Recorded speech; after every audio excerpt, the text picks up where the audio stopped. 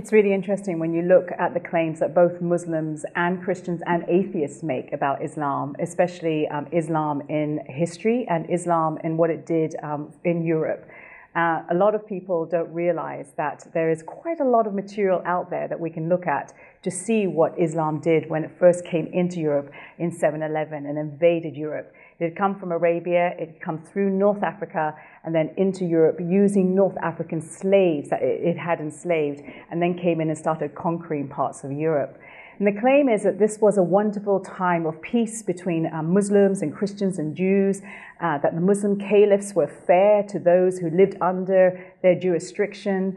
The claims are made that Islam brought about scientific advancement, the arts and architecture, a lot of them came from Islam, and Islam preserved ancient philosophies and so on.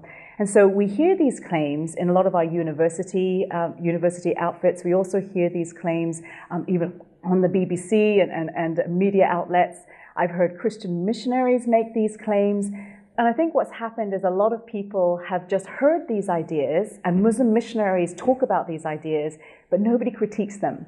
And nobody goes back to the texts themselves, so Islamic texts, Islamic history. Nobody goes back to the other witnesses outside of Islam and what they say. People just sort of seem to accept it.